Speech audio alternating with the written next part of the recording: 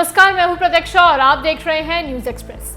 Middle east में हालात लगातार खतरनाक होते जा रहे हैं। हॉर्मुज़ स्ट्रेट से शुरू हुआ तनाव अब सीधे सैन्य टकराव की तरफ बढ़ता नजर आ रहा है।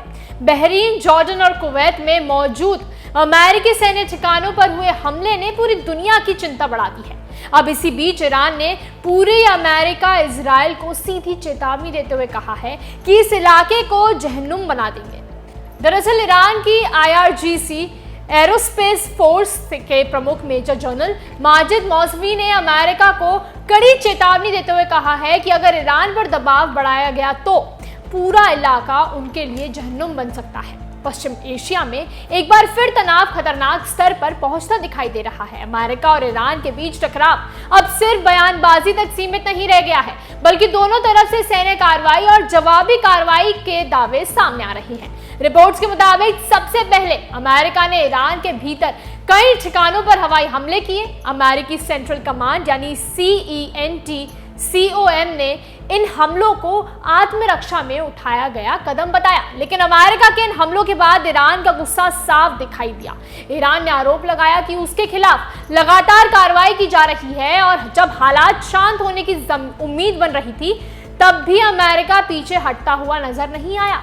इसी बीच क्षेत्र में तनाव कम करने के लिए युद्ध विराम यानी सीजफायर की कोशिश की गई, उसकी भी चर्चा उठी, लेकिन हालात पूरी तरह सामान्य नहीं हो सके। ईरान का कहना है कि अमेरिका के हमले रुकने के बजाय जारी रहे, जिसके बाद उसने भी जवाबी कार्रवाई का रास्ता चुना। IRGC ने दावा किया है कि उसने कुवैत और बहरीन में अमेरिकी सेना से जुड़े 18 महत्वपूर्ण ठिकानों को निशाना बनाया है। इन ठिकानों में अली अल समेल एयरबस है, अहमद अल जाबेर एयरबेस है और बहरीन का शेख ईसा एयरबेस है जैसे नाम भी और ज्यादा नाम भी शामिल हो रहे हैं। हालांकि इन दावों का स्वतंत्र पुष्टि अभी तक नहीं हुई है, लेकिन इतना जरूर है कि दोनों देशों के बीच तनाव लगातार बढ़ता नजर आ रहा है। सबसे बड़ी चिंता का विषय बना है स्ट्रेट ऑफ हॉर्मुज़।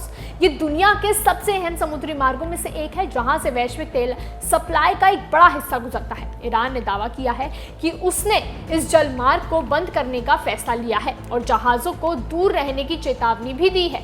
IRGC का कहना है कि उसने इस क्षेत्र से गुजरने की कोशिश कर रही है और जहाजों के खिलाफ भी कार्रवाई की जा रही है।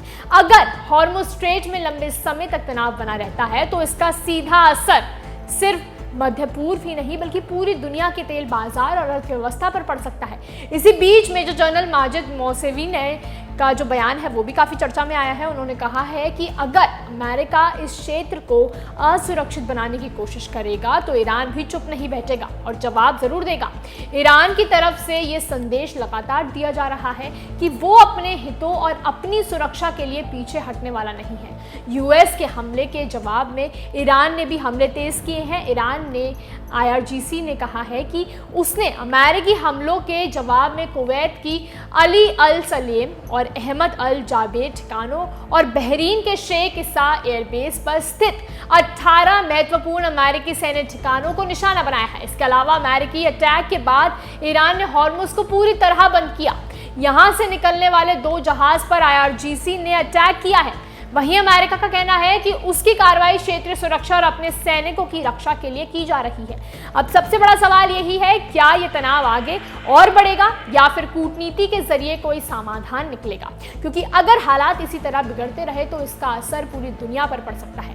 फिलहाल पश्चिम एशिया की तरफ पूरी दुनिया की नजरें टिकी हुई हैं और आने वाले दिनों में हर छोटी गतिविधि बेहद महत्वपूर्ण साबित हो सकती है। आप इस पूरे मामले पर क्या सोचते हैं? आपकी राय कमेंट बॉक्स में जरूर बताएं। वीडियो पसंद आया हो तो लाइक और शेयर करें और ऐसी ही बड़ी अंतर्राष्ट्रीय खबरों के लिए चैनल को सब्सक्राइब करना ना भूलें। नमस्कार।